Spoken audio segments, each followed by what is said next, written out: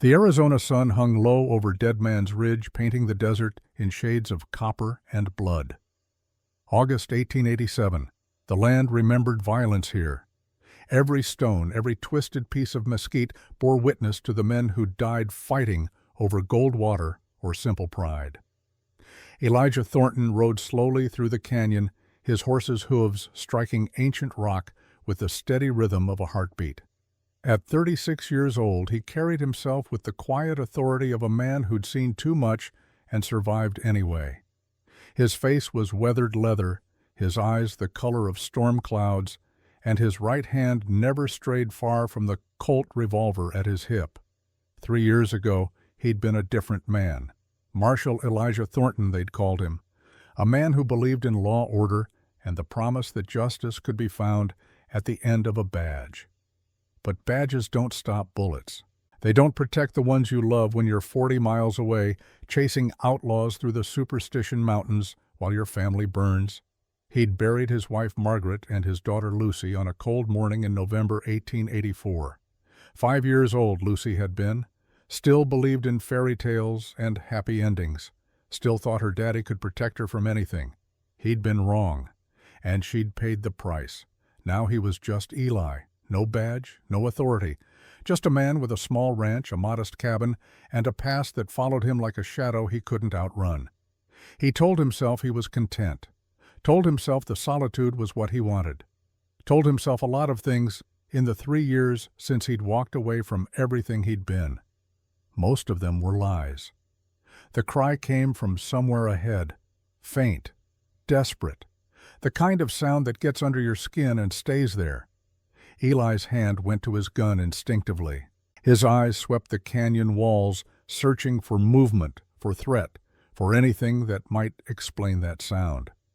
The desert was playing tricks, he thought. Wind through the rocks could sound like a dozen things, could sound like a woman calling for help. Except this wasn't wind. He urged his horse forward slowly, carefully. The tracks appeared first. Boot prints in the sand scattered in panic. Then the blood, dark stains soaking into the thirsty earth, telling a story Eli had read too many times before. Violence had passed through here recently. Violence and something worse. The bodies came next. 4 of them sprawled in the positions death had claimed them. 3 wore the rough clothes of hired guns, the kind of men who killed for money and asked no questions about right or wrong. Their shirts bore a mark Eli recognized, a brand burned into leather vests, the letters B.R. crude and deliberate. Blackwood Raiders. The name hit him like a fist to the gut. Silas Blackwood. Even thinking the name brought back memories Eli had tried to bury along with his family. But the dead don't stay buried, and neither do the men who made them that way. The 4th body was Apache, young man maybe 20 with the build of a warrior and the wounds of someone who'd fought to his last breath. 3 bullet holes, knife wounds across his arms where he'd tried to defend himself. He'd died hard, this one. Died protecting something. Or someone. That's when Eli saw her. She was half hidden behind a boulder, her body curled protectively against the stone, as if she could make herself small enough to disappear. An Apache woman, young, maybe mid-20s. Her long black hair stuck to her face with dust and sweat. Her dress was torn at the shoulder where rough hands had grabbed her. Bruises darkened her face like storm clouds, and a cut on her arm still wept fresh blood. But her eyes, that's what stopped him. Brown eyes, deep and fierce, filled with the kind of exhaustion that comes from running too long with nowhere left to run. Not broken, not defeated, just weighing whether this new stranger was salvation or simply a different kind of danger. Eli dismounted slowly, keeping his movements deliberate and clear. His gun stayed in its holster. "Easy now," he said quietly, his voice carrying the gentle authority of someone who'd talked down frightened animals and frightened people more times than he could count. "I'm not here to hurt you." She didn't speak, just watched him with those dark eyes, her breathing shallow and quick. One hand clutched a small knife, the blade no longer than his palm, but held with the grip of someone who knew how to use it. He understood. In her position, he'd be suspicious too. My name's Eli Thornton." He continued, crouching down to make himself less threatening. "I live about 5 miles from here. Got a cabin, got food, water, and a door that locks. You're welcome to all of it if you need it." Still nothing. But she was listening. That was something. Eli glanced at the bodies again. Blackwood's men. It wasn't really a question. He knew the mark they wore, knew what it meant. They do this to you. This time something flickered in her eyes. Recognition, fear, and underneath it all a rage so deep it could have carved canyons. She gave the smallest nod. "Then they won't be doing it again," Eli said simply. He stood, walked to the nearest body and checked for weapons, found a pistol, checked the chamber, still loaded. The fight had ended too quickly for this one to fire a shot. This one still had friends nearby. We should move before they come back looking. That got through to her. She tried to push herself up, but her arms shook with the effort. She'd been through hell, this woman. Whatever had happened here, it had taken everything she had just to survive it. Eli moved carefully, telegraphing every motion so she could track his hands, see his intentions. "I'm going to help you stand. That all right?" A pause. Then another small nod. Up close he could see the full extent of her injuries. The bruises weren't just on her face. They covered her arms, her shoulders, places where men had grabbed her and held her down. The kind of marks that told a story Eli didn't need spelled out. His jaw tightened, but he kept his voice steady. Getting angry now wouldn't help her. He lifted her gently, supporting most of her weight. She leaned against him instinctively, too exhausted to maintain the walls of distrust. This close he could feel how thin she was, how much the running and fighting had cost her. "My horse is strong," he said. "He can carry us both." She managed a single word rough with thirst and pain. "Water." "At the cabin, 15 minutes if we ride steady." He paused. "You got a name?" Another pause, longer this time. Like she was deciding whether giving him her name meant trusting him with more than she was ready to give. Finally, barely above a whisper, "Ayanna." "Ayanna," Eli repeated, committing it to memory. "All right then, Ayanna. Let's get you somewhere safe." Getting her onto the horse took time and patience. Every movement made her wince, though she tried to hide it. Pride, Eli thought. Even beaten and exhausted, she had her pride. He respected that, understood it better than she probably knew. Once mounted with Ayanna seated in front of him so he could support her if she started to slip. Eli urged his horse toward home. The ride felt longer than it was. He kept glancing at the horizon, watching for riders, watching for trouble. The weight in his chest wasn't just alertness, it was responsibility. He'd chosen to help her. That choice would change everything. Behind them, the canyon kept its secrets. 4 bodies cooling in the desert heat. A story of violence written in blood and bullet casings, but also a story of survival. Of one woman who'd fought when she had every reason to give up, who'd lived when death would have been easier. Eli had been running from his past for 3 years, running from the guilt, from the memories, from the man he used to be. But looking at Ayanna barely conscious in his arms, he felt something shift inside him, something he'd thought died the day he buried his family. Purpose. "Stay with me," he said quietly as her head began to droop. "Just a little longer." She didn't answer, but her hand gripped his arm, holding on. The cabin appeared as the sun touched the horizon, turning the sky into fire. It wasn't much. Single-room, sturdy walls, a stone chimney that kept the winter cold at bay, a corral for his horse, a well with clean water. Everything a man needed to live alone and ask nothing from the world. But now the world had brought him something, someone, and alone wasn't an option anymore. He dismounted carefully, then lifted Ayanna down. She was barely conscious now, running on fumes and willpower. Inside, he laid her on his bed, the only real furniture beyond a table and 2 chairs.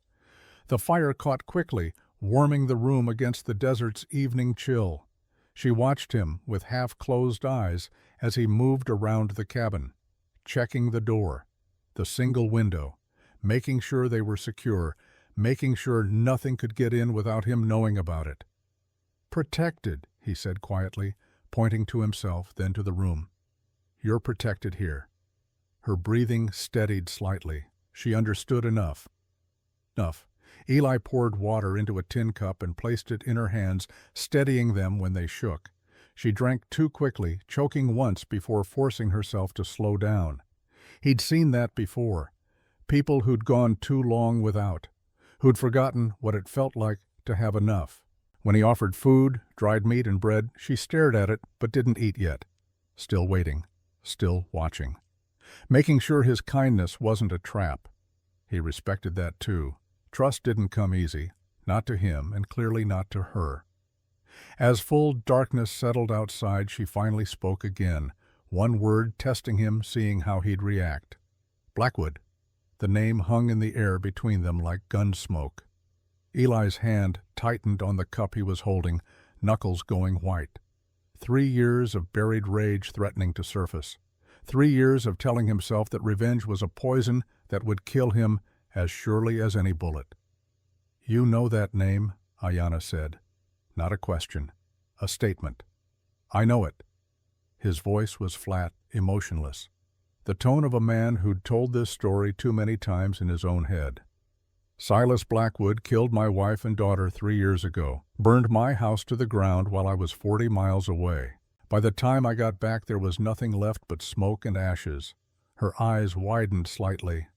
"Then you understand." "I understand." The silence that followed was heavy with shared pain. Two people who'd lost everything to the same monster. Two people who'd survived when death might have been easier. Two people who now found themselves in a cabin in the middle of nowhere, bound by tragedy and a name that tasted like poison. Ayanna's fingers traced the edge of the blanket absently, a small gesture claiming this space as her own, if only for tonight. "My family," she said quietly, 6 weeks ago, at Apache Junction." Her voice was steady but hollow, like she'd carved out the emotion to survive the telling. "Father, mother, brother Dakota, all dead." Eli felt something break open inside him, the wall he'd built around his grief, the distance he'd maintained from everyone and everything cracking under the weight of recognition. She knew. She understood in a way no one else could. The specifics were different, but the wound was the same. "I'm sorry," he said, and meant it with every fiber of his being. "Blackwood wanted something from my father. Information about sacred lands. Gold, he thought. My father refused." Her hands trembled. "So Blackwood took everything, took my family because they were there," Eli said. "No reason, no cause, just because he could." Their eyes met across the small cabin. In that moment something fundamental shifted. They weren't just two strangers thrown together by circumstance anymore. They were allies, survivors. Two people who'd been hollowed out by the same evil and somehow found the strength to keep breathing anyway. "Sleep," Eli said finally, his voice rough with emotion he couldn't quite name. "You're safe tonight. I promise you that." He rolled out his bedroll near the door, positioning himself between her and any threat that might come through. "If anyone comes," he added, "I'll hear them first." For the first time since he'd found her, Ayanna's expression softened slightly. Not quite trust, but something close. Something that might grow into trust given time. Her breathing began to slow, finally easing into sleep. Real sleep, not the half-conscious state of someone too afraid to let go. She believed him. At least enough to close her eyes. Eli leaned back against the wooden wall, the weight of the day settling over him like a physical thing. He'd gone out this morning planning to check his fence line, maybe trade some goods in town. The simple solitary routine he'd built his new life around. Instead, he'd found Ayanna, found Blackwood's mark on another set of victims, found himself pulled back into a world he'd tried so hard to leave behind. He looked at her one more time before closing his eyes. She would survive the night. He'd made sure of that. Tomorrow would bring questions. Tomorrow would bring decisions that couldn't be avoided. But tonight all he needed to do was keep the fire burning and make sure no danger crossed that door. It was a simple thing, a small thing. But it was also the first time in 3 years that Elijah Thornton felt like he had a purpose beyond simply existing.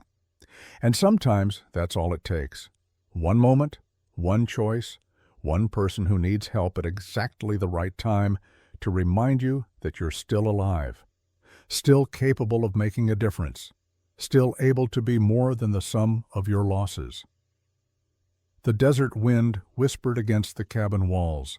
Inside, 2 broken people rested. Tomorrow they would face whatever came next. Tonight they had shelter. They had water. They had each other's unspoken understanding. And for now, that was enough. Morning light crept through the gaps in the shutters like cautious fingers painting thin lines of gold across the cabin floor. Eli woke instantly, the way a man does when survival has become habit. His hand moved to his gun before his eyes fully opened, checking, always checking. Then he listened. Wind, calm and steady. No approaching horses, no breaking branches, no voices carrying across the desert quiet. The sounds of peace, if such a thing existed out here. He turned his attention to Ayanna. She slept soundly now, some of the terrible tension finally drained from her face. In sleep she looked younger, vulnerable in a way she'd never allow herself to appear while awake. The bruises stood out darker against her skin in the morning light, angry reminders of what she'd survived. Eli rose quietly, careful not to wake her. Outside he checked the ground methodically, his own tracks from last night clear in the dust, familiar marks from the animals near the corral. His horse had left its usual trail to the water trough, nothing else, no signs of pursuit, not yet. The emphasis on those last 2 words sat heavy in his mind. Blackwood's men didn't give up easy. They'd come looking eventually. Men like that always did. They had pride and reputation to maintain, and letting a witness escape went against everything they stood for. If standing for anything could be applied to men who killed for money and pleasure. Inside, Ayanna had woken. She sat upright, the blanket wrapped around her shoulders, watching him enter with eyes that were clearer than last night. Alert, calculating. The survival instinct hadn't dimmed even a little. She tracked his movements, noted where he placed his gun, how he held himself, reading him the way he imagined she'd learned to read threats her whole life. "You slept well," Eli said softly, keeping his tone neutral and unthreatening. "That's good. Your body needed it." She touched the bruise near her jaw, carefully testing the pain. Her face tightened, but she didn't complain. He understood that instinct too. Complaining about pain was a luxury for people who felt safe.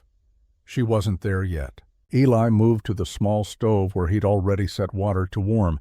He poured it into a bowl and placed it beside her along with a clean cloth. "For your face and arms. It'll help."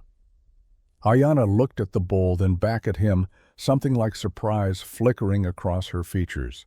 She dipped the cloth into the water, slowly testing whether this simple kindness came with strings attached.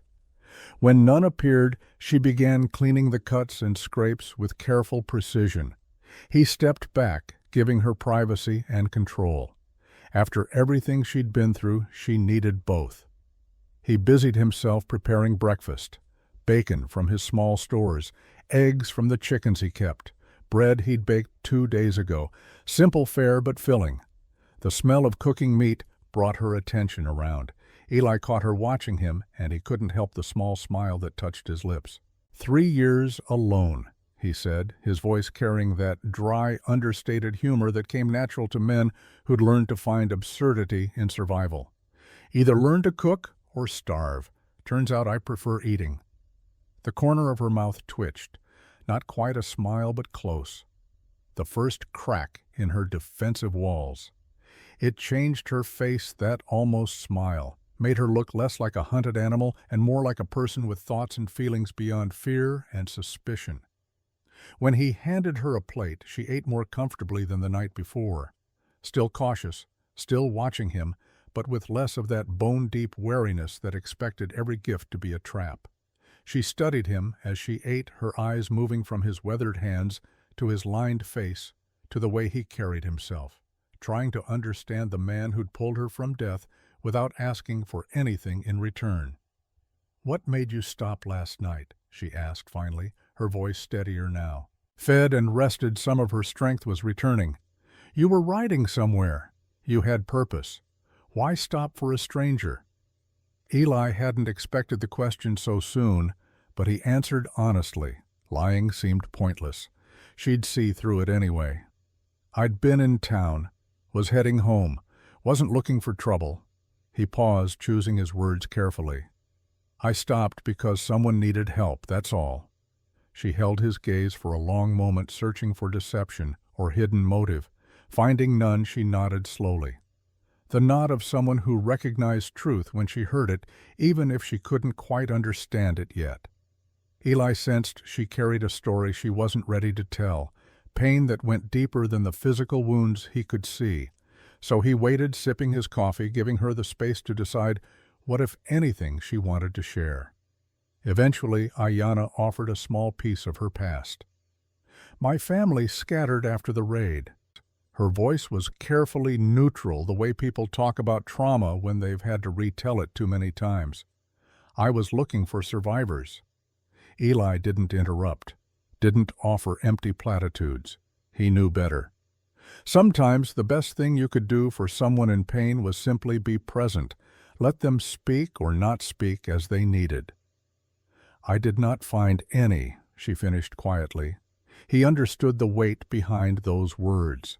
Not finding someone was sometimes worse than losing them outright. It left questions that could never be answered. Left hope that slowly poisoned you from the inside. Made you wonder if you'd looked hard enough, tried hard enough, been strong enough to save them. 3 days passed, then a week, then 2. It happened gradually, the way trust always does when it's real. Small moments stacking on top of each other like stones building a wall. Ayanna's strength returned in increments. The cuts healed. The bruises faded from purple to yellow to gone. Her movements became surer, more confident. They worked side by side, repairing fences damaged by recent storms, tending the small garden Eli had let go to seed over the past months, cooking meals that became less about survival and more about the simple pleasure of shared food. The silence between them changed texture, became comfortable instead of cautious. She taught him words in Apache, the way her people said home, tsegahudzani, the way they said trust, ahihi.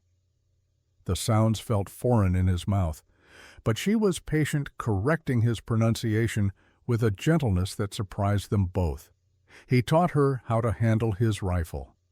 "If they come back," he said seriously, holding her gaze so she understood this wasn't a game or a courtesy, "you need to be ready." Ayanna learned fast. Her hands were steady, her focus absolute. When she raised the rifle and fired at the tin cans he'd set up 50 yards away, she hit 3 out of 5 on her first try. Natural talent combined with the kind of determination that came from knowing your life might depend on it. "Natural shooter," Eli said, genuine approval in his voice.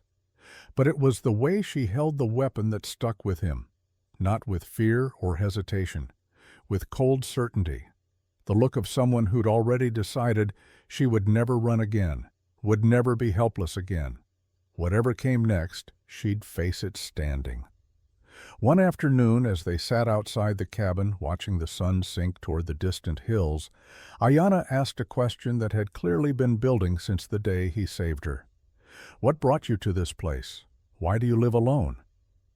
Eli was quiet for a long time. The question had weight to it. He could feel it pressing against old wounds he'd tried to bury under silence and distance. Wounds that never quite healed no matter how much time passed. Then he reached into his shirt pocket and pulled out a small object. A child's necklace, delicate and worn. The silver had tarnished, but he'd polished it so many times over the years that it still caught the light. A tiny butterfly pendant hung from the chain, the kind of thing a little girl would treasure. "I had a family once." he said, his voice carrying the flat, emotionless tone of a man who'd told himself this story so many times it no longer felt entirely real. 3 years ago, a wife named Margaret, a daughter named Lucy. He paused, the words catching in his throat despite his best efforts. She was 5. Ayanna's breath caught. She didn't speak, but her entire body had gone still, the stillness of someone who recognized the shape of grief in another person. They were killed during a raid, Eli continued, each word carefully measured. A gang came through, took what they wanted, left nothing but ashes. His voice remained flat, but his hand trembled slightly around the necklace. I wasn't there. I was away, working a case chasing outlaws 40 miles from home. When I came back, he didn't finish, couldn't finish, he didn't need to. Ayanna understood, the silence between them filled with the weight of things that didn't need saying. Who did this? She whispered finally. Eli met her eyes. A man named Silas Blackwood. The name hit her like a physical blow. All the color drained from her face. Her hands began to tremble, then shake violently. She gripped the bench they sat on, knuckles going white with the effort of staying present, staying in control. Blackwood? She repeated the word, barely audible. Her voice carried a mixture of rage and grief so profound it seemed to fill the desert air around them. Tall, scar on his left cheek, eyes like a snake. It wasn't a question. It was recognition. Eli stared at her, something cold sliding down his spine. You know him. He led the men who killed my family. Her voice shook with barely contained emotion. My brother Dakota died protecting me, stood between me and them while I ran. I heard the gunshots, kept running, couldn't stop, couldn't go back. Tears streamed down her face now, all the walls she'd built crumbling under the weight of memory. I've been running ever since. The silence that followed was profound, heavy with recognition and shared horror. 2 people, 2 families, 1 enemy, 2 lives destroyed by the same monster, 2 survivors who'd somehow found their way to the same small cabin in the middle of nowhere. Eli closed his fist around the necklace, feeling the metal dig into his palm. Then we have the same wound. Ayanna looked at him, then really looked at him for the first time. Not as the man who'd saved her, not as a stranger she needed to trust or fear, but as someone who understood the kind of pain that never heals, the kind that carves itself into your bones and stays there aching with every breath, the kind that makes you question whether surviving was actually the harder path. In my culture, she said slowly, carefully, like she was offering something precious and fragile, when 2 people share the same loss and seek the same justice, they become family. Eli didn't speak immediately. Couldn't. The word family sat in his chest like a stone. He'd buried his family, buried that word along with them, told himself he'd never use it again, never let anyone close enough to earn it. But looking at Ayanna, seeing his own pain reflected in her eyes, he found himself nodding, just once, simple and final. And in that moment, everything changed. The next morning, Eli took Ayanna into the town of Prescott Valley. She needed supplies.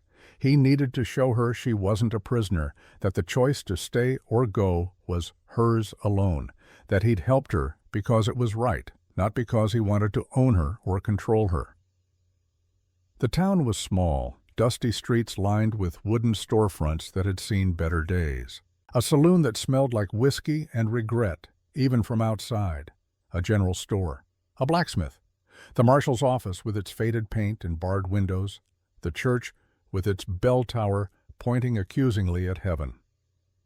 People stopped what they were doing when they saw Ayanna.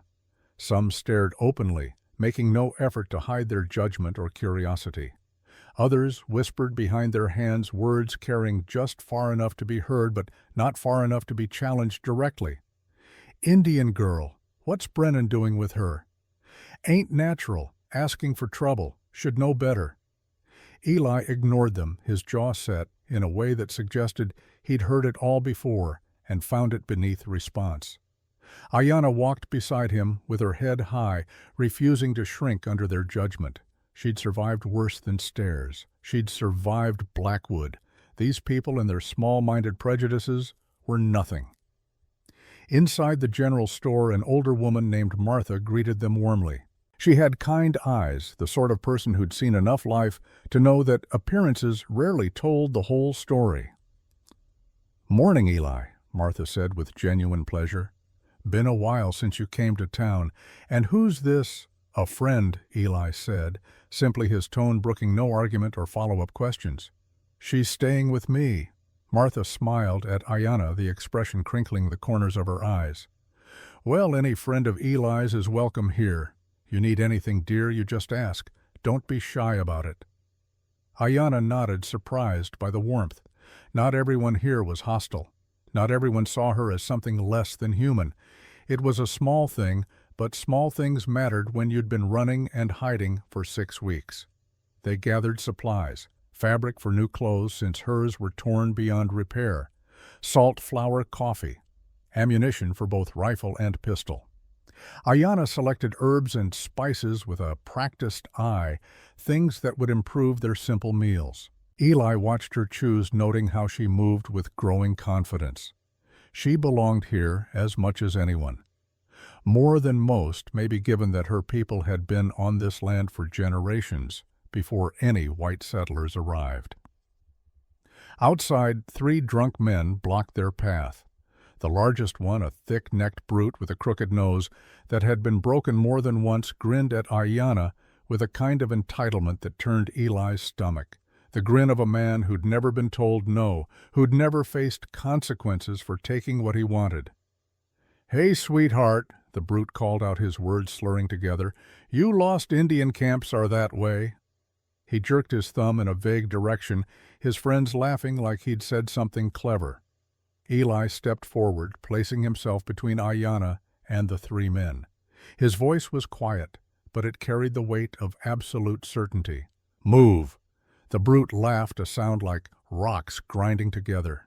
"Or what, old man? You going to protect your little savage? She keeping you warm at night? That it?" Eli didn't answer with words. His fist connected with the man's jaw, with the full force of 3 years of buried rage finding an outlet. The brute dropped like a stone, blood streaming from his split lip, his eyes rolling back in his head. The other 2 backed off fast, hands raised in surrender.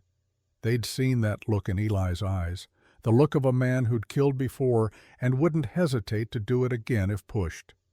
Martha appeared in the doorway, a shotgun cradled in her arms like she'd been born holding it. "You boys get out of here before I fetch the marshal," she said calmly. "Eli Thornton is twice the man any of you will ever be. Now get." The men slunk away, supporting their unconscious friend between them, leaving a trail of blood drops in the dust. Ayanna looked at Eli, something in her eyes softening. "You didn't have to do that." "Yes," Eli said quietly, his voice certain. "I did, because he'd stood by once before and done nothing. 3 years ago, when it mattered most, he'd been 40 miles away. He'd failed the people he loved. He wouldn't fail again. Not her, not anyone under his protection." They rode back to the cabin in silence, but it was a different kind of silence than before. Comfortable, companionable. The silence of 2 people who understood each other without needing constant words to fill the space. That understanding shattered the moment they saw the note. It was pinned to the cabin door with a knife. The blade had been driven deep into the wood, hard enough that it took Eli real effort to pull it free. The paper was rough, the handwriting crude but legible. "Return the girl or die." No signature, none needed.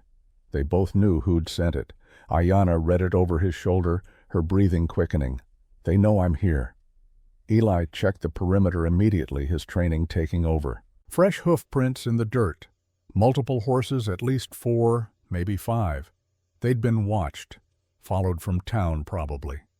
Near the fence, something glinted in the afternoon sun. A tarnished badge lying in the dirt. Eli picked it up, turning it over in his hand. Deputy Harlow. The name was etched into the metal, clear as day.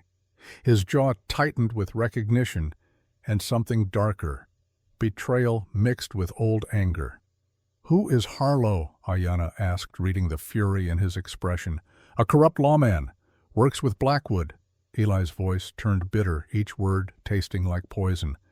"He was there the day my family died. Stood by and did nothing. Watched them burn and didn't lift a finger to help." "A coward then," Ayanna said softly.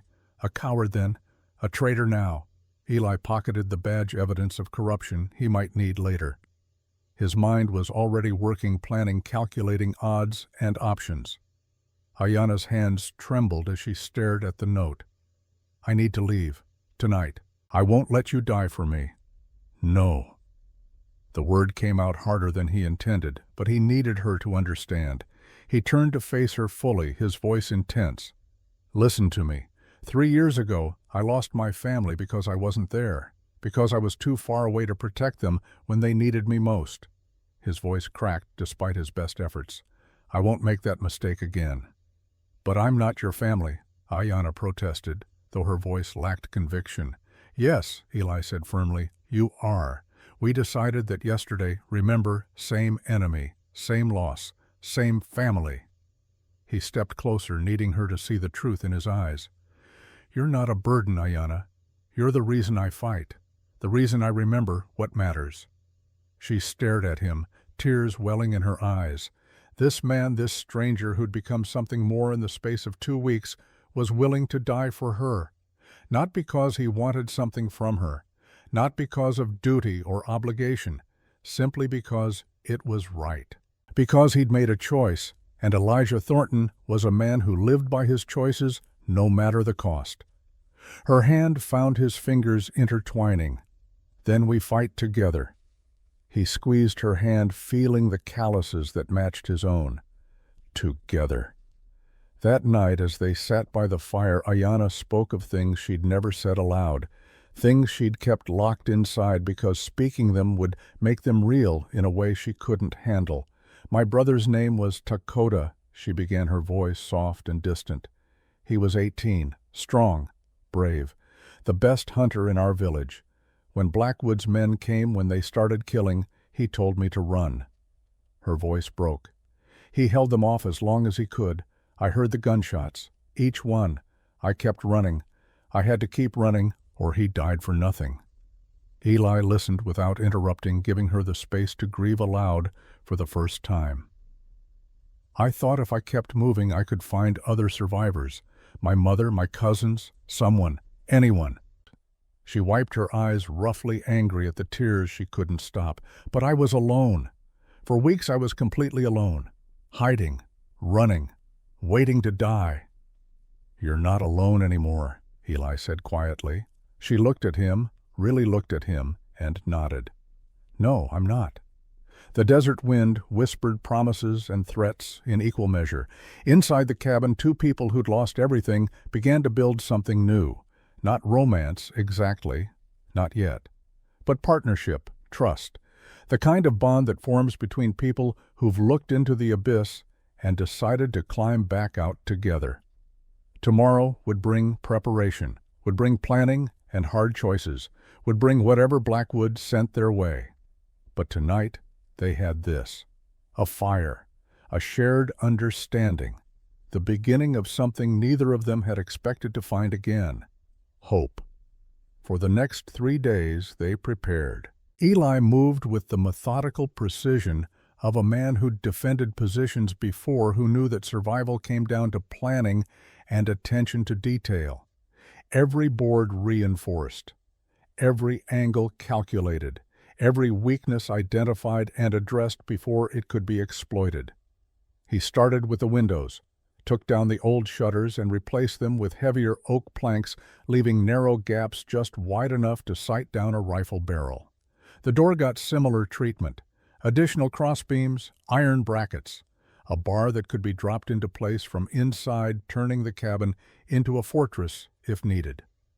Ayanna worked beside him, learning as they went. She held boards while he hammered, passed him nails before he had to ask, anticipated his needs with the intuition of someone who understood that their lives would depend on this preparation being done right. Around the cabin's perimeter, Eli dug 3 carefully placed pits, each about 4 feet deep and covered with branches and dirt. Anyone approaching fast in the dark would find themselves with a broken ankle or worse. Tripwires made from fishing line stretched across the main approaches, positioned at throat height for a man on horseback. Nothing lethal, but enough to warn them if company came calling.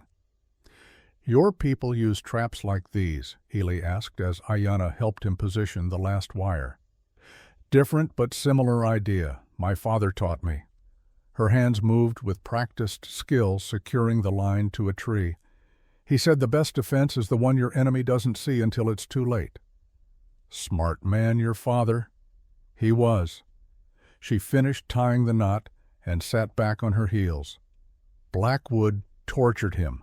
Wanted to know where the sacred gold mine was. The Lost Dutchman white men call it. Eli had heard the stories. Every prospector and treasure hunter in Arizona territory knew about the Lost Dutchman mine. Supposedly contained enough gold to make a man rich for 10 lifetimes. Also supposedly cursed, protected by Apache spirits who killed anyone who got too close. Your father knew where it was. Ayanna nodded slowly. The elders always knew. It's not just gold to us, it's sacred ground, place where our ancestors rest. My father would rather die than reveal it. Her voice hardened. So he did. They worked in silence after that, each lost in thoughts of the people they'd lost and the man responsible for taking them. Inside the cabin, Eli laid out their arsenal, 4 rifles, each cleaned and loaded, 6 pistols, including the ones he'd taken from Blackwood's dead men, 200 rounds of ammunition carefully counted and distributed, his hunting knife freshly sharpened, Ayanna's bow, and a quiver of 20 arrows she'd made herself from willow branches and turkey feathers. "You're good with that?" Eli asked, nodding at the bow. Ayanna strung it, testing the tension. "My father taught me to hunt when I was 7. He said a woman who can hunt can survive anything." She drew the string back smoothly, her form perfect, and released. The imaginary arrow would have flown true. Your father was a wise man. He was. Her smile faded. Blackwood killed him too. Put a gun to his head and pulled the trigger when he wouldn't talk. Made my mother watch. Eli felt the familiar rage building in his chest, the same rage that had consumed him for months after Margaret and Lucy died, the rage that had almost destroyed him before he'd learned to channel it, control it, use it. "When this is over," he said quietly, "Blackwood answers for every life he's taken, every family he's destroyed. I promise you that." On the 3rd night they sat by the fire. The cabin was as ready as it would ever be, their weapons cleaned and loaded, their escape routes planned. Everything they could control, controlled. Now came the hard part, the waiting. Ayanna stared into the flames, her expression distant. "If we survive this," she said quietly, "what happens next?" Eli considered the question. He'd spent 3 years not thinking about the future, not planning beyond the next day, the next week. Existing rather than living. But sitting here with Ayanna, preparing to fight for something that mattered, he found himself imagining possibilities he'd thought were dead and buried. "We build something," he said finally. "A life. A future. Not forgetting the past, but not letting it destroy us either. Is that what you want?" He met her eyes across the fire. "Yes." "Then, when he comes," Ayanna said, her voice steady and certain, "we'll be ready." The attack came at dawn. Eli saw the smoke first. Not the good kind, not morning cook fires or controlled burns. The wrong kind. Black and thick, rising from somewhere east of the cabin. A signal maybe, or a distraction. He was at the window in seconds, rifle in hand. "Ayanna, company." She appeared beside him, bow already strung quiver on her hip. Together they watched 6 riders approaching from the ridge. They moved slowly, deliberately, with the confidence of men who thought numbers and weapons made them invincible. The man in front was unmistakable even from a distance. Tall, lean, moving with an economy of motion that spoke of experience and cruelty in equal measure. A scar ran from his left eye to his jaw, visible even at this distance. A reminder of some old fight he'd probably started and definitely finished. Silas Blackwood. Just seeing him made Eli's hand tighten on his rifle. 3 years of grief and rage focused on one man, the monster who'd destroyed everything, who'd taken a hammer to Eli's life and shattered it beyond repair, who was now here at his home, threatening the one person Eli had allowed himself to care about since that terrible day. Blackwood dismounted slowly, his movements theatrical. Everything about him designed to project arrogance and power. He knew people were watching, knew fear was a weapon as effective as any gun. "Elijah Thornton," his voice carried across the distance, sharp and mocking. "I thought you were dead. Heard you'd crawled into a hole and pulled it in after you." Eli didn't respond. Not yet. Let Blackwood talk. Let him think he had control. Men who thought they were in control made mistakes. "Not dead," Eli called back finally. "Not yet." Blackwood laughed, a sound like gravel scraping glass. Unpleasant. Grating. The laugh of a man who found other people's pain amusing. "I remember you now. The broken marshal who thought a badge could protect his family." His voice took on a cruel, mocking tone. "You should have seen your face when you realized you were too late. Pure despair. It was almost beautiful." Every muscle in Eli's body screamed to pull the trigger, to end this monster here and now. 3 years of buried rage demanding release, demanding justice, demanding blood. But Ayanna's hand touched his shoulder, gentle and grounding, reminding him that rage without control was just another way to die. "Give me the girl," Blackwood continued, his voice hardening, "and I'll let you live. You can go back to your miserable little existence. Pretend this never happened. Pretend you still have some dignity left." "You already took everything from me once," Eli said, his voice carrying the weight of absolute certainty. "You won't take her." Blackwood's smile faded, replaced by something colder, more dangerous. "Then die." The gunfight erupted like a thunderstorm breaking over the desert. Eli fired first, his shot calculated and precise. One of Blackwood's men fell from his horse dead before he hit the ground, the careful preparation of a shooter who'd learned his craft through necessity and honed it through survival. Ayanna's arrow flew a heartbeat later, striking another man in the chest. He gasped, clutching at the shaft, then collapsed. 2 down in as many seconds. The remaining 4 scattered, seeking cover behind rocks and scrub brush. Bullets tore through the cabin walls, splinters exploding inward. The sound was deafening in the enclosed space, a cacophony of gunfire, shouting and splintering wood that made thinking difficult and aiming harder. Eli moved between windows, firing, reloading, firing again. His movements were automatic muscle memory from years of practice. He didn't think about each shot, couldn't afford to, just aimed and squeezed, trusting his training to guide the bullets home. Ayanna matched him shot for shot. Her arrows found targets with deadly accuracy, no wasted movements, no hesitation. She'd transformed from the broken woman he'd found 2 weeks ago into something fiercer. A warrior defending her home with the cold precision of someone who'd already lost everything once and refused to lose again. One of the men threw a bottle. It arced through the air, trailing a rag that burned bright in the morning sun. The Molotov cocktail shattered against the roof glass, exploding flames spreading across the dry wood with terrifying speed. "The roof's on fire!" Ayanna shouted over the chaos. "Hold position!"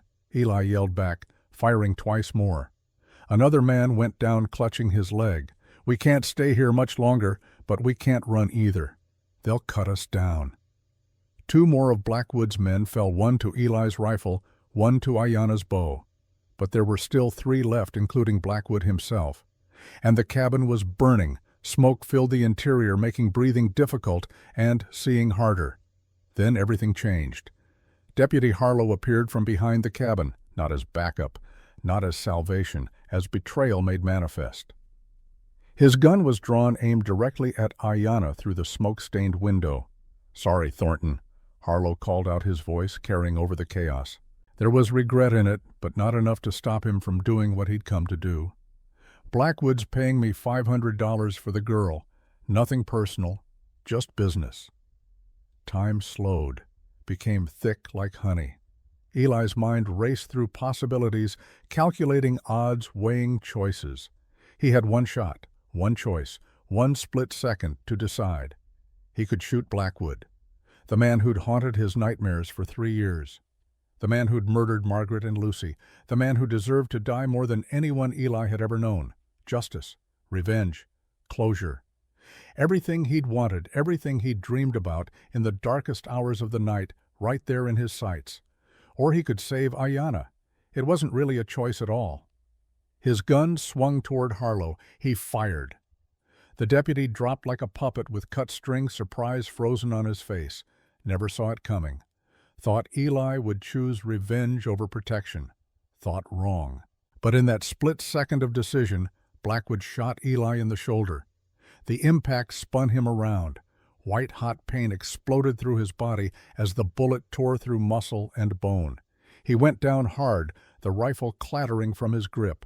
Blood spread across his shirt like spilled wine, dark and damning. Ayanna screamed. "Eli!" Blackwood stepped forward, gun trained on Eli's chest. Smoke swirled around them both, the burning cabin providing a hellish backdrop. "You chose wrong, Thornton. You should have taken your revenge when you had the chance, should have killed me instead of saving her." He shook his head mockingly. "Always were too noble for your own good." But Blackwood never saw Ayanna move. She was Apache, raised in the desert by a father who taught her to hunt deer and track enemies, trained to move in silence, to strike from shadows, to become death without warning. Everything her people had learned over generations of survival distilled into this one moment. She crossed the distance in 3 silent strides, knife in hand. The blade was small, but wickedly sharp. She'd spent the last 3 days honing the edge until it could split hair. Now it would split something else. Blackwood turned too late. His eyes widened with surprise and the first flickering of fear. This wasn't supposed to happen. The Apache woman was supposed to be weak, broken, easy prey. She was none of those things. Ayanna drove the blade into his chest with all the strength of every person she'd lost, every night she'd run, every scar on her body, every unanswered prayer, every moment of helplessness transformed into this single act of defiant rage. Blackwood staggered, eyes wide with disbelief. His gun fell from nerveless fingers. He looked down at the knife buried in his chest, then up at Ayanna's face. "You," he gasped, blood bubbling at his lips. "You're just a woman, just a savage." "I'm alive," Ayanna whispered, her voice cold and final. She twisted the knife. "And you're not." Silas Blackwood fell and didn't get up. The remaining gang member saw his leader fall and ran. Simple as that. All the arrogance, all the confidence, all the swagger evaporating in the face of mortality. His horse's hooves kicked up dust as he disappeared over the ridge, fleeing to whatever hole he'd crawled out of. The silence that followed the chaos was profound, almost painful. Just the crackle of flames eating the cabin roof and Eli's labored breathing as he struggled to stay conscious. Ayanna dropped to her knees beside him, her hands pressing against his wound, trying to stop the bleeding. The knife clattered to the ground, forgotten.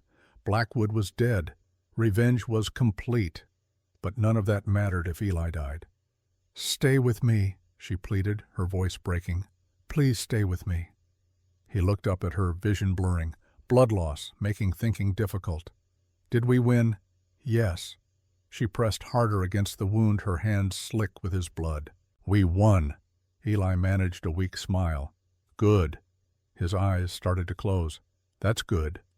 "No," Ayanna said sharply, her medical training taking over. "Stay awake. Look at me, Eli. Look at me." She tore strips from her dress, wadding them against the wound. The bullet had gone clean through. That was good. No lead left inside to fester, but he'd lost a lot of blood. Too much. "The cabin," Eli mumbled, his voice fading. "Forget the cabin. We'll build another one. She worked frantically, binding the wound as tight as she dared. "You're going to live. Do you hear me? You're going to live because I won't let you die. Not after everything." The morning sun climbed higher, painting the scene in harsh light. A burning cabin. 4 dead men. A wounded hero and a woman who'd become a warrior out of necessity. The price of survival written in blood and ash. But they'd survived. Against the odds, against overwhelming force, against a monster who'd destroyed their lives, they'd survived. And Silas Blackwood, the man who'd taken so much from so many, lay dead in the dirt where he belonged. Justice, Eli thought as consciousness faded. Not revenge. Justice. Then darkness took him, and Ayanna's voice calling his name was the last thing he heard before the world went black.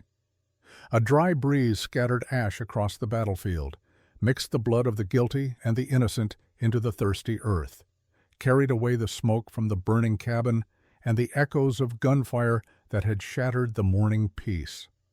Above it all, the sun continued its climb, indifferent to human struggles, indifferent to pain and loss and victory. Just another day in Arizona territory, just another story of violence and survival in a land that demanded both. But for Elijah Thornton and Ayanna, 2 people who'd found each other in the darkest moments of their lives, the story was far from over. This was just the beginning, the first chapter in something new, something worth fighting for. If Eli survived the next few hours, they'd have a chance to write that story together. If he didn't, Ayanna would write it alone, carrying his memory forward the way she carried the memories of everyone she'd lost. Either way, Silas Blackwood's reign of terror was over. The monster was dead, and the survivors, however broken and bloodied, remained standing. Sometimes that's all you can ask for, to still be standing when the dust settles, to still be breathing when the silence returns, to still have hope, however fragile, that tomorrow might be better than today. The desert had seen it all before and would see it all again, but for now, in this moment, justice had been served, the innocent protected, the guilty punished, and somewhere in whatever came after, Margaret and Lucy Thornton could finally rest easy. Their husband and father had kept his promise. He'd protected someone who needed protecting. He'd stood against evil and refused to back down. He'd chosen the hard right over the easy wrong. He'd chosen to be the man they'd always believed he was. 2 weeks had passed since the morning that changed everything. Elijah Thornton was still healing. The bullet wound in his shoulder had been clean, the kind that looked worse than it was if you got lucky. And Eli had gotten lucky. The slug had passed through muscle without hitting bone or major arteries. Painful as hell, but survivable. Ayanna had stayed by his side every moment, cleaning the wound twice daily with water boiled over the remains of their burned cabin, changing bandages made from torn cloth, forcing him to drink willow bark tea for the pain even when he insisted he was fine. She'd been relentless in her care, as fierce about keeping him alive as she'd been about killing Blackwood.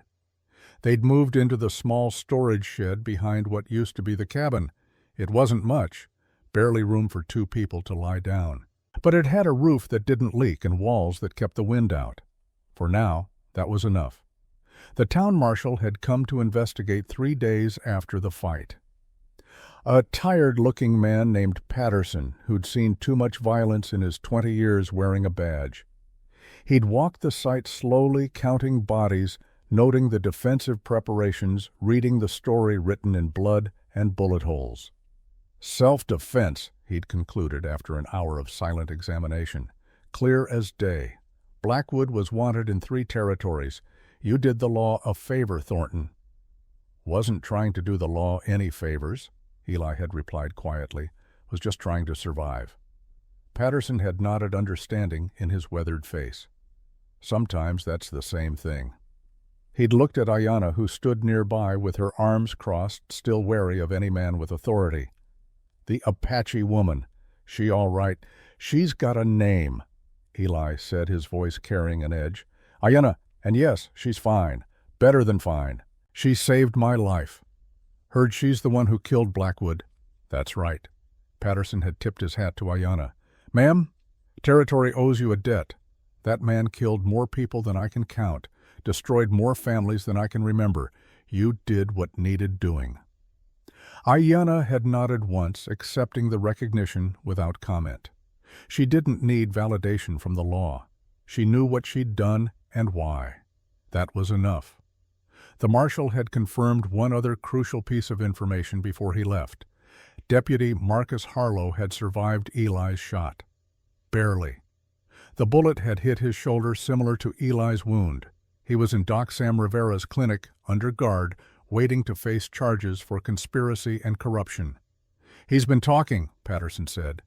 "Singing like a bird in spring, actually.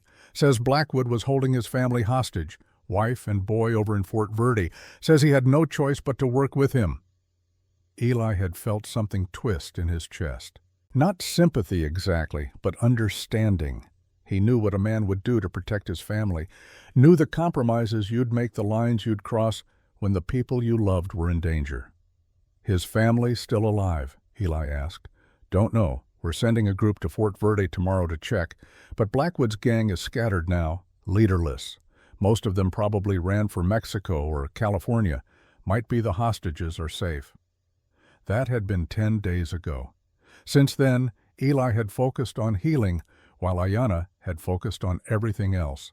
She'd salvaged what she could from the burned cabin, cooked their meals, stood watch at night while he slept, become the strong one while he recovered enough to be strong again. Now on this morning in late August, Martha Caldwell arrived with news. She came in a wagon pulled by 2 sturdy horses, the bed loaded with supplies, lumber, nails, tools, food, blankets. Everything 2 people would need to rebuild a life from ashes. "Good Lord," Martha said when she saw Eli trying to lift a board with his good arm. "You look like death warmed over. Sit down before you tear that shoulder open again." "I'm fine." Eli protested, but he sat anyway. The effort of holding the board had left him dizzy and sweating. Martha turned to Ayanna. "You got any sense in that head of yours? You'll tie him to a chair until he heals proper. Men are idiots about these things. Think they're invincible right up until they collapse." Ayanna smiled, the expression transforming her face. "I've been trying. He doesn't listen." "They never do, dear. They never do." Martha began unloading the wagon with practiced efficiency. "Now I brought what you need to build a proper cabin. Nothing fancy, but it'll keep you warm and dry. Also brought food, medical supplies, and some clothes that should fit you both." "Martha," Eli said quietly, "this is too much. I can't repay this." "Didn't ask you to." Martha's voice was brisk, but her eyes were soft. "You killed Silas Blackwood, ended a reign of terror that's lasted 5 years. Half the people in Prescott Valley lost someone to that monster. You think we won't help rebuild your home? You think we won't take care of our own?" "I'm not one of your own," Ayanna said softly. "I'm Apache." Martha stopped unloading and turned to face her fully. "Child, you stood beside Eli Thornton and fought for what was right. You killed the man who destroyed dozens of families. You bled for this land same as anyone. Far as I'm concerned, that makes you one of us. Anyone says different can take it up with me and my shotgun." Ayanna's eyes glistened with unshed tears. Acceptance, belonging. Things she'd thought lost forever when Blackwood murdered her family. Finding them here in the words of a white woman old enough to be her grandmother was unexpected and overwhelming. "Thank you," she whispered. "Don't mention it." Martha resumed unloading. "Now I also brought news about Deputy Harlow in Fort Verde." Eli straightened despite the pain in his shoulder. "They found his family. They did. Wife Emma and their boy Tommy, 9 years old. They were locked in the old barracks, half-starved but alive. Blackwood's men had orders to kill them if Harlow didn't cooperate." Martha's face hardened. "Also found 2 Apache girls, teenagers, been held there for weeks." Ayanna gasped. "Kaya was one of them, named Kaya. Don't know their names yet. Marshal Patterson is bringing them to town. Should arrive this afternoon." Martha studied Ayanna's face. "This Kaya someone special to you. My cousin, 17 years old. I thought she was dead. I thought they killed everyone." Ayanna's voice broke.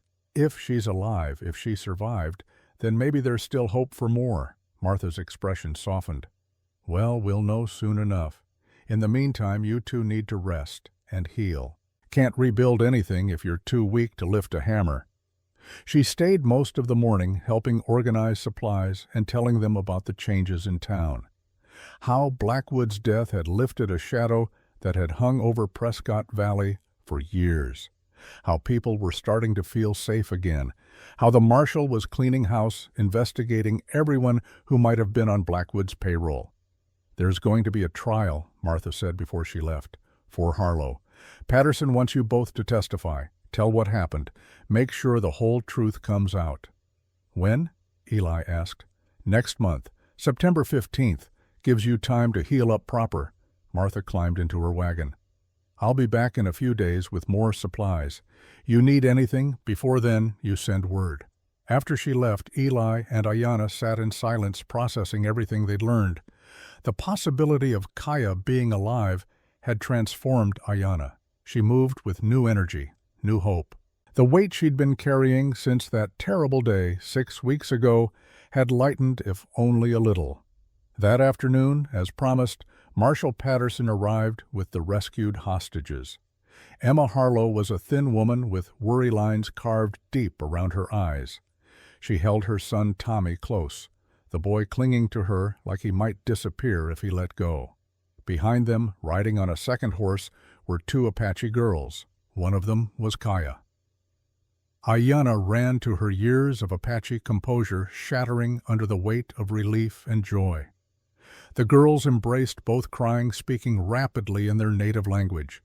Words tumbled over each other too fast for Eli to follow, even if he'd understood Apache. But he didn't need translation. The emotion was universal. Family reunited, hope restored, survival validated. Kaya was thin, her eyes carrying shadows that would take years to fade.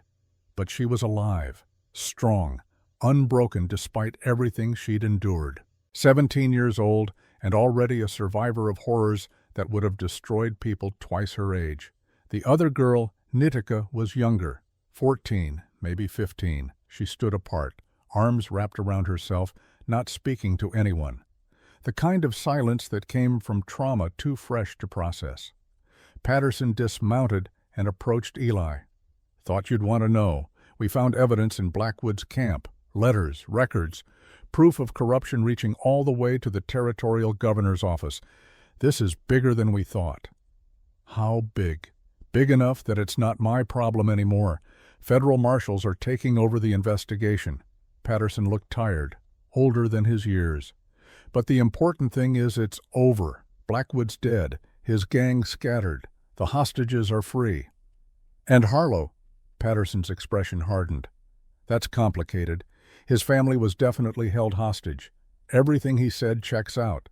But he still worked with Blackwood, still helped that monster kill innocent people, still stood by while crimes were committed. He paused.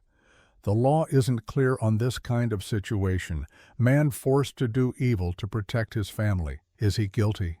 Is he innocent? Somewhere in between, Eli looked at Emma. Harlow saw the way she held her son, the relief and shame warring on her face. She knew what her husband had done, knew the price other families had paid for her survival. That knowledge would haunt her for the rest of her life. What happens to him? Eli asked quietly. Trial, testimony, then a judge decides. Patterson mounted his horse. For what it's worth, Thornton, I don't envy the judge. This is the kind of case that keeps you awake at night. No good answers, just varying shades of bad. After the marshal left, Emma Harlow approached Eli and Ayanna hesitantly. Tommy stayed close to her side, one hand gripping her dress. The boy's eyes were huge and his thin face old before their time. Mr. Thornton, Emma began, her voice shaking. I know what Marcus did. I know people died because he helped Blackwood. I know my family being alive means other families aren't. Tears streamed down her face. I'm so sorry. I'm so sorry.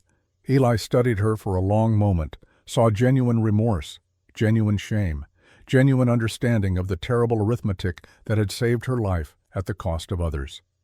Your husband made a choice, Eli said finally. I can't say if it was right or wrong. Can't say what I'd have done in his position. He glanced at Ayanna. But I understand it, and I don't hold you or your boy responsible for his actions. But other people do, Emma whispered. In town. They look at us like we're cursed, like we should have died instead of their loved ones. Ayanna stepped forward. She looked at Tommy, saw a child who'd been through hell through no fault of his own. A child who'd spent weeks locked in a dark room waiting to die if his father made the wrong choice. Your husband was weak, Ayanna said, her voice steady, but not unkind. But he was also a father trying to save his son. I cannot forgive him for what he did. Cannot forget the people who died because he chose your life over theirs. She paused. But I can understand. And understanding is sometimes the best we can offer. Emma sobbed, covering her face with her hands. Tommy looked up at Ayanna with those huge eyes, processing words he was too young to fully understand, but old enough to feel the weight of. After they left, Ayanna turned to Eli. Did I say the right thing? There is no right thing to say in situations like that. Eli put his good arm around her shoulders. But you said something true, and sometimes truth is all we have. The next morning, Martha returned with supplies and an unusual heaviness in her expression. She waited until the others were occupied before pulling Eli and Ayanna aside. There's something I need to tell you, Martha said quietly. Something about Thomas, about why I've been helping you. Eli and Ayanna exchanged glances. Martha had been their strongest ally, but they'd never questioned why. 5 years ago, before you quit being a marshal, Eli, you rode into an ambush near Copper Creek. Martha's weathered hands gripped her coffee cup. 3 of Blackwood's men had you pinned down. You were bleeding, outnumbered. You should have died that day. Eli's eyes widened. I remember that ambush. Someone shot 2 of them from behind. I never saw who. It was Thomas, Martha's voice cracked. My husband. He was riding with Blackwood's gang then, but he'd grown sick of the killing. When he saw them about to execute a lawman, something in him snapped. He saved your life, Eli, shot his own men to do it. Ayanna's hand found Eli's. What happened to him? Blackwood found out, called him a traitor. Martha wiped her eyes. 2 weeks later, they found Thomas's body in a ravine. Made it look like an accident, but I knew. Blackwood killed him for choosing right over loyalty. Eli felt his chest tighten. Why didn't you tell me? Because you would have felt obligated, would have carried guilt that wasn't yours to carry. Martha met his eyes. But when I heard you'd taken in Ayanna, when I saw you building something good from all this pain, I knew Thomas's choice mattered. He died believing one good act could make a difference. You're proving him right. Silence settled over them, heavy with understanding. He saved me so I could save her, Eli said quietly, looking at Ayanna. Maybe, Martha said with a sad smile, or maybe he just reminded you that even people who've done wrong can still choose right. That redemption is always possible right up until the end. After Martha left, Ayanna turned to Eli. Your life was saved by a man who rode with Blackwood. My life was saved by you. And now we're saving others. The cycle breaks, Eli said, one choice at a time. That evening, as the sun set over the remains of their cabin, Kaya and Natika sat with them around a small fire.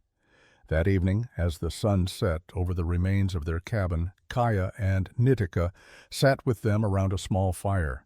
The girls ate slowly, savoring food after weeks of near starvation. They didn't talk much, just sat close to Ayanna, finding comfort in her presence.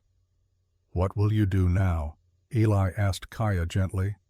Kaya looked at Ayanna, then at Eli, then at the burned cabin and the supplies Martha had brought. We have nowhere to go. Our village is destroyed. Our families are gone. Her voice was matter-of-fact, the way people sound when they've accepted terrible truths. We are survivors without a home. Then stay here, Eli said. The words came out before he'd fully thought them through, but once spoken he knew they were right. Help us rebuild. Make this your home too. You would do that. Kaya's surprise was evident. "Take in 2 more Apache girls. The town already judges you for protecting Ayana. This will make it worse." "Let them judge." Eli's voice was firm. "I've spent 3 years not caring what people think, not about to start now." He looked at Ayana. "What do you think?" Ayana smiled, the expression lighting up her whole face. "I think we're building a family, one survivor at a time." Kaya and Nitika exchanged glances. Something passed between them. Understanding, hope, the possibility of belonging again. "Then we stay," Kaya said simply. "We help build, we become family."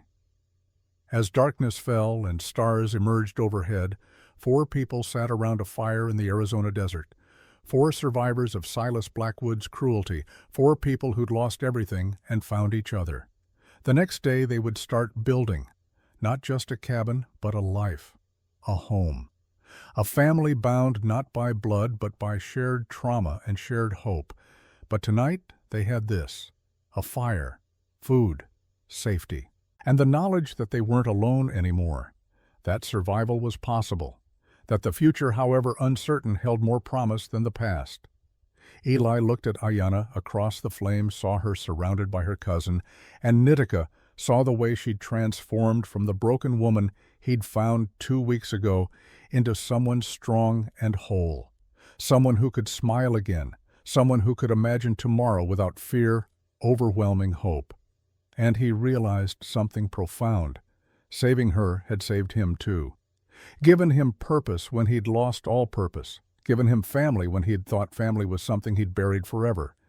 Margaret and Lucy would always be part of him. Their memory would always ache. But maybe, just maybe, he could honor them best, not by dwelling in grief, but by living, by protecting, by being the man they'd believed he was. A cool evening breeze carried ash from the burned cabin into the night sky, mixed it with stars and smoke and the scent of mesquite, swept away the last physical traces of what had been making room for what would be. Tomorrow would bring hammers and nails and the hard work of rebuilding, would bring challenges and setbacks and the slow process of turning plans into reality.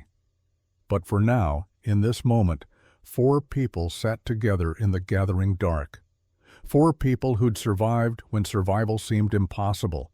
4 people who'd found hope in each other when hope seemed lost forever. And that was enough, more than enough. It was everything. September arrived with cooler nights and the promise of autumn storms on the horizon. The new cabin was halfway complete, not as large as the old one, but sturdier, built with the help of a dozen townspeople who'd come out on Sundays to swing hammers and raise walls, men who'd lost family to Blackwood, women who remembered the fear that had hung over Prescott Valley like a shroud for 5 years. They came to help build, but also to bear witness, to see with their own eyes that Elijah Thornton and his Apache family were real, were neighbors, were people worth standing beside. Not everyone in town felt that way. There were still those who muttered about Indians and impropriety, still those who crossed the street when they saw Ayana in town, still those who believed the only good Apache was a dead one, but they were fewer now, and quieter, because Martha Caldwell had made it clear that anyone who had a problem with the Thornton household would have a problem with her. And in Prescott Valley, having a problem with Martha meant having a problem with half the town. Eli's shoulder had healed enough that he could lift boards and swing a hammer for short periods. The wound still ached in cold weather and throbbed when he pushed too hard, but Doc Sam said that was normal, said he was lucky to have the arm at all, let alone most of its function. "Give it another month," Doc had said during his last visit. "Maybe 2. You'll never be what you were before, but you'll be close enough." Close enough was better than Eli had hoped for, better than he deserved considering how close he'd come to dying in Ayana's arms that terrible morning. The real healing he was learning wasn't physical. It was the slow process of learning to live again, to plan for tomorrow, to imagine a future beyond simple survival. That kind of healing took longer than knitting muscle and bone. On September 14th, the day before the trial, Doc Sam Rivera arrived at the cabin with unexpected news. "Eli Ayana," he said, dismounting with the careful movements of a man who'd spent too many hours in the saddle, "we need to talk about Harlow." They sat on the porch of the half-finished cabin. Kaya and Nitika were inside preparing the evening meal. The smell of cooking meat and beans drifted through the open door, mixing with the scent of fresh-cut lumber and approaching rain. "What about him?" Eli asked. Doc was quiet for a moment, choosing his words carefully. "He's dying."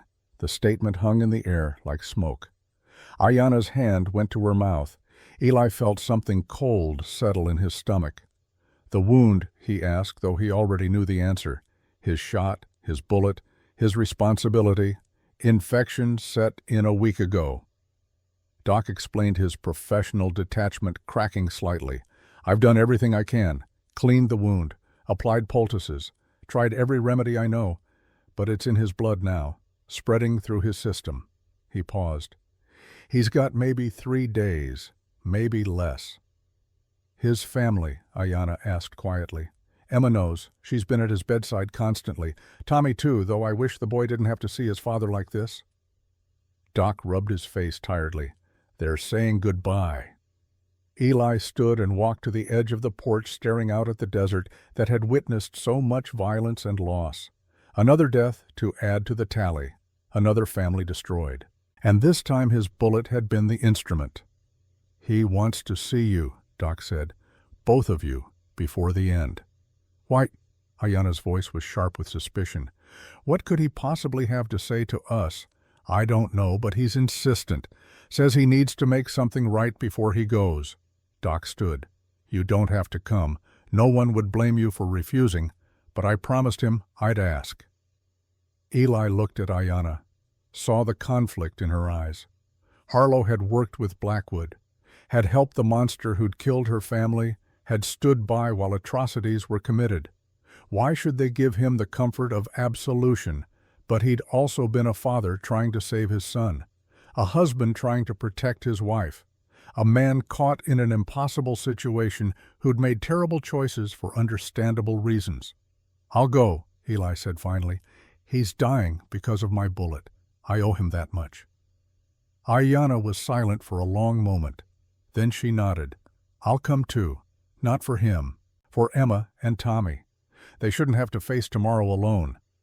They rode into town as the sun touched the western hills, painting everything in shades of gold and amber. Prescott Valley was quiet in the evening light. People sat on porches enjoying the cooler air. Children played in the streets, their laughter carrying on the breeze. Normal life. The kind of life Blackwood had stolen from so many families. The kind of life that was slowly returning now that his shadow had been lifted.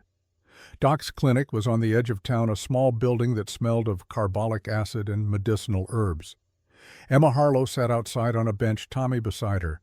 They both looked exhausted, hollowed out by grief and the anticipation of loss.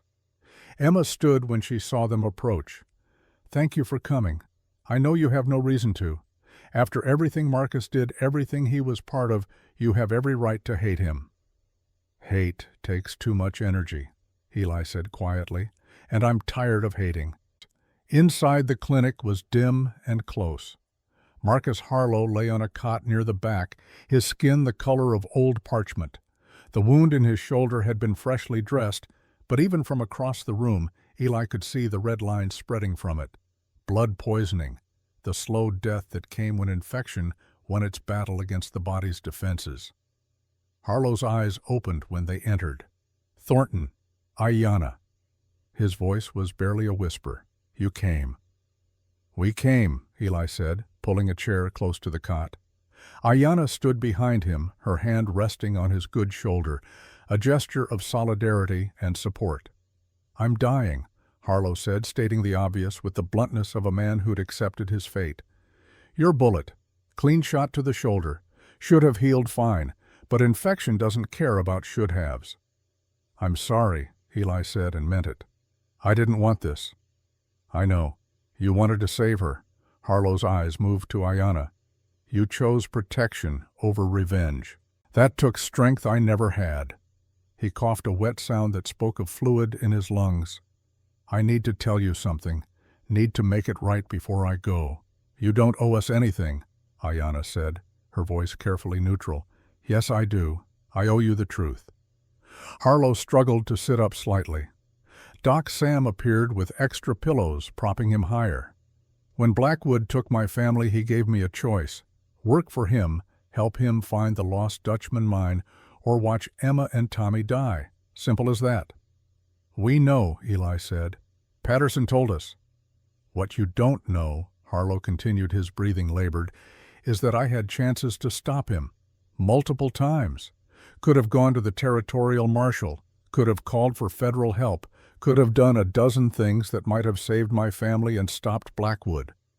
He paused, gathering strength. But I was scared, terrified that if I made one wrong move, one mistake, I'd lose them. So I kept my head down, kept following orders, kept telling myself I was doing it for them, when really I was just too much of a coward to risk everything on the chance of saving them. Tears ran down his face. I was there that day, Thornton, stood 20 feet away while your world burned. I could have stopped it. His voice broke. One shot. That's all it would have taken, but I was too afraid, too weak, and I've heard those screams every night since. The words hit Eli like physical blows. He'd known Harlow was there. Patterson had confirmed it. But hearing it from the man's own lips, hearing the details he'd tried not to imagine for 3 years, brought it all back with crushing force. And you, Harlow looked at Ayanna, your family at Apache Junction. I was there for that too. Watched Blackwood torture your father, watched him kill your mother, watched him take your cousin. His voice was raw with shame.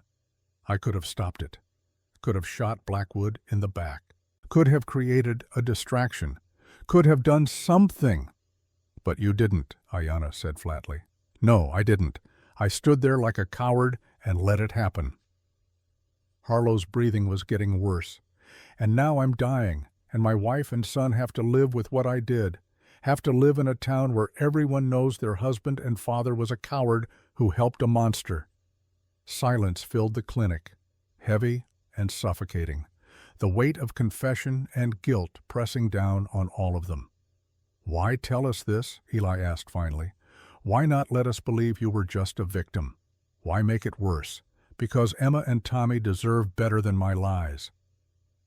Harlow's eyes moved to the door where his family waited. Because the only thing I can give them now is the truth. So when people judge them, at least they'll be judged on what really happened, not on whatever story made me look better. He coughed again, harder this time. Blood flecked his lips. And because you both deserve to know, deserve to understand that your families died not just because of Blackwood's evil, but because of my cowardice. You can't forgive me, shouldn't forgive me, but you should know. Ayanna's hand tightened on Eli's shoulder. He could feel her trembling, could feel the rage and grief warring inside her. This man dying in front of them bore partial responsibility for everything they'd lost, everything they'd suffered.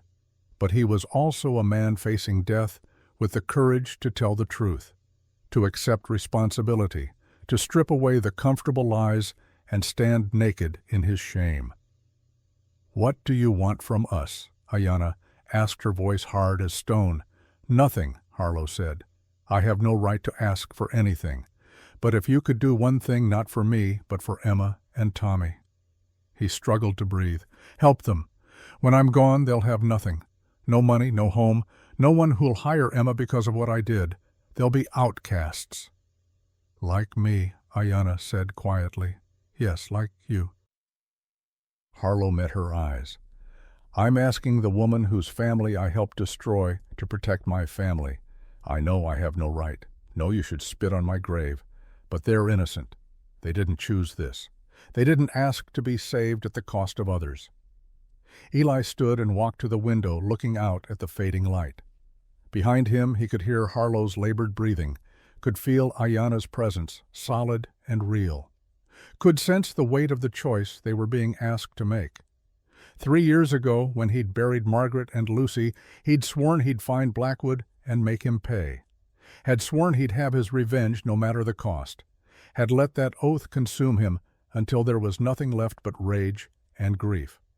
But then he'd found Ayanna, had chosen to save her instead of killing Blackwood when he had the chance, had learned that protection mattered more than revenge, that building something new mattered more than destroying something old. Now he was being asked to extend that choice further, to protect the family of the man who'd helped kill his own, to show mercy to people who didn't deserve it by any rational standard. It should have been impossible, should have been too much to ask, should have broken something inside him to even consider it. But it didn't, because somewhere in the past month, Elijah Thornton had stopped being a man defined by loss and started being a man defined by choices, and his choice right here, right now, would define who he was going forward. He turned back to Harlow. "Your family will be provided for. I give you my word." Harlow's eyes widened with surprise and relief.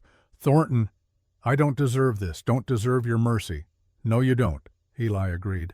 "But they do, and I'm not doing it for you. I'm doing it because Emma and Tommy are survivors just like us. And survivors look out for each other." He looked at Ayanna, waiting for her to contradict him. To say he was wrong to offer mercy to the family of a man who'd helped destroy hers, she'd have every right, every reason to object. Instead, she stepped forward and looked down at Harlow. "Your wife will not be an outcast. Your son will not be judged for your sins. This I promise not because you deserve it, but because I understand what it means to lose everything through no fault of your own." "I don't understand," Harlow whispered. "After everything I did, everything I didn't do, how can you show me this kindness?" "It's not kindness," Ayanna said simply. "It's choice. You chose cowardice. You chose to save your family at the cost of others. Those choices have consequences, and you're paying them now." She paused. "But your family doesn't have to pay forever. Someone has to break the cycle. Someone has to choose mercy over judgment. Otherwise, the pain never ends." Harlow closed his eyes, tears streaming freely now. Thank you both." "I don't deserve it, but thank you." Doc Sam appeared in the doorway. "He needs to rest now. His time is short." They left the clinic as full dark settled over Prescott Valley. Emma and Tommy still sat on the bench outside waiting. Emma stood when she saw them, her face full of questions she was afraid to ask. "Your husband told us the truth," Eli said gently. "All of it. The choices he made, the things he did and didn't do." Emma's face crumpled. "I'm so sorry. I'm so sorry." "We know," Ayanna said, "and we also know you and Tommy are innocent in all this. When Marcus is gone, you won't be alone. We'll make sure of that." "Why?" Emma whispered. "After what he did to your families. Why help us?" Eli knelt down so he was eye level with Tommy. The boy looked back at him with those old eyes, understanding far too much for his age. "Because you're not your father's son. You're your own person. And the sins of the father don't have to become the sins of the son." He stood and looked at Emma. "Come to our cabin in a week. We'll talk about what comes next. Find you work. Make sure you have a place to stay. You won't be rich, but you won't starve." Emma sobbed, covering her face. Tommy put his small arms around her waist, trying to comfort his mother in ways he was too young to fully understand. As Eli and Ayanna rode back toward their half-finished cabin, the stars emerged overhead, thousands of them scattered across the vast desert sky, like diamonds on black velvet. The same stars that had witnessed so much pain, the same stars that now witnessed mercy. "Do you think we did the right thing?" Ayanna asked quietly. Eli considered the question. "I don't know if there is a right thing in situations like this, but I know what Margaret would have wanted, what Lucy would have wanted." He paused. "They'd want me to be better than the men who killed them, to choose compassion over cruelty, to break the cycle instead of continuing it." "My father would say the same," Ayanna admitted. "He believed that strength wasn't just in the ability to fight, but in the ability to show mercy when you didn't have to." They rode in comfortable silence for a while, each lost in their own thoughts. "Harlow will be dead by morning," Eli said finally. The trial won't happen. Patterson says the charges will be dropped since there's no one to try. Good, Ayanna said. Emma and Tommy have suffered enough. They don't need a public trial dragging their pain through the mud. As they approached their land, they could see firelight from the cabin. Kaya and Nitika had kept it burning, waiting for their return. The sight brought a warmth to Eli's chest that had nothing to do with the flames. Home, family, purpose. Things he'd thought he'd lost forever. Things he'd found again in the most unexpected places with the most unexpected people. Marcus Harlow died at dawn the next morning, surrounded by his wife and son. Doc Sam said it was peaceful at the end. Said the man had seemed at peace once he'd made his confession. Once he'd been granted a mercy he didn't deserve but desperately needed. The town buried him quietly without ceremony or fanfare. Just Emma, Tommy, Doc Sam, and, surprisingly, Martha Caldwell. The old woman had brought flowers and stood with Emma during the brief words spoken over the grave. "No one should be buried alone," Martha said when Emma thanked her. "No matter what they did, death is the great equalizer child, makes us all equal in the end." 3 days later, true to their word, Eli and Ayanna welcomed Emma and Tommy into their growing family. Found Emma work helping Martha at the general store. Helped Tommy enroll in the small schoolhouse where he could learn alongside children who might eventually judge him for who he was rather than who his father had been. It wasn't perfect. Nothing in life ever was. But it was a start. A small step toward healing. A choice to build instead of destroy. To forgive instead of condemn. To show that mercy, however difficult, was still possible in a world that had forgotten its value.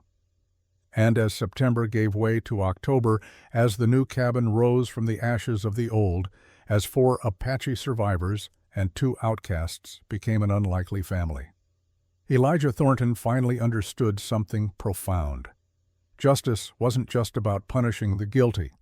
It was also about protecting the innocent, about breaking cycles of pain, about choosing every single day to be better than the worst things that had happened to you. Silas Blackwood had tried to destroy him, had taken everything that mattered and burned it to ash. But in the end, the monster had failed. Because Eli had survived, had found purpose, had built something new from the ruins of what was lost. And that, more than any revenge could have been, was the truest victory of all. October brought the monsoons. Rain hammered the new cabin's roof, testing every shingle Eli had laid, every seal he'd caulked. Water ran in rivers down the windows, turning the desert into a temporary sea of mud and rushing streams.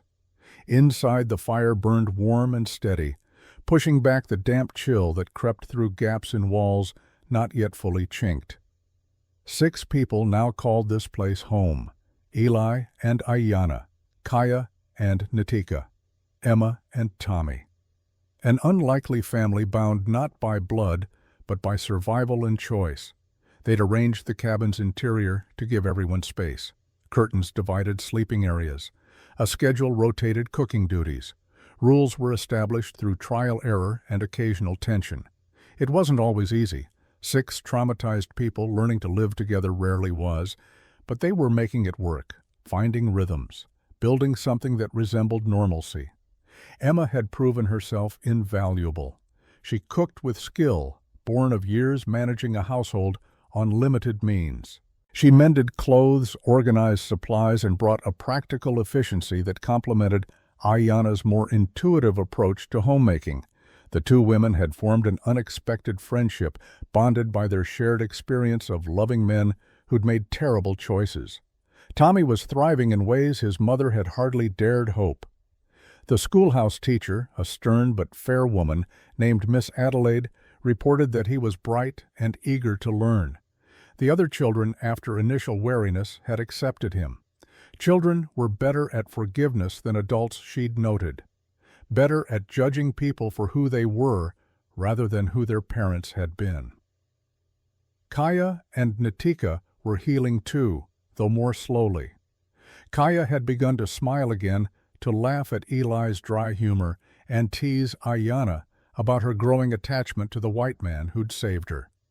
Nitika remained quieter still, processing trauma too fresh to fully articulate. But she was eating regularly now, sleeping through the night. Small victories that added up to survival, and Eli himself. He was learning what it meant to live again, not just exist, not just survive, but actually live. To plan for next year's crops. To think about expanding the cabin, to imagine a future that stretched beyond the next day or week. His shoulder had healed as well as it was going to. Doc Sam's prediction had proven accurate. He'd never have full strength back, never be able to lift what he once could. But he could work, could protect, could be useful. That was enough. One evening, as rain drummed steadily on the roof and the fire crackled in the hearth, Martha Caldwell arrived with news. She shook water from her coat and accepted the coffee Emma poured without waiting to be asked. The old woman had become a fixture in their lives, appearing every few days with supplies gossip or simply her formidable presence. "The territorial marshal came through today," Martha announced without preamble. "Name's Frank Cooper. Been investigating Blackwood's operation for the federal government." Eli set down the wood he'd been carving. What did he find? More than anyone expected. Martha's expression was grim. Blackwood wasn't just a bandit and killer, he was part of a network. Corruption reaching all the way to Santa Fe. Politicians, judges, lawmen, all on his payroll or afraid of him. "How many?" Ayanna asked from her seat by the window, where she'd been teaching Nitika to read English. "At least 24 names Marshal Cooper is confident about, probably more he can't prove yet." Martha sipped her coffee. "But here's the thing. With Blackwood dead, the network is collapsing. People are scrambling to cover their tracks. Some are fleeing the territory. Others are turning on each other hoping to cut deals." "Justice," Kaya said quietly. The word carried weight, satisfaction, the knowledge that her family's deaths were being avenged in ways beyond simple violence. "Justice," Martha agreed. "The slow kind, the legal kind, not as satisfying as a bullet maybe, but longer lasting." She looked at Eli. "Marshal Cooper wants to meet you, both of you. Says there might be reward money. Territory had bounties on Blackwood and several of his men. You killed 4 of them that morning. That's worth something." Eli hadn't thought about money. Hadn't occurred to him that killing Blackwood might come with financial compensation beyond simply staying alive. How much? Cooper didn't say exact figures, but Blackwood alone had a $5,000 bounty. His lieutenants were worth $500 each. You're looking at maybe $7,000 or $8,000 split between the two of you. The amount was staggering, more money than Eli had seen in his entire life as a marshal.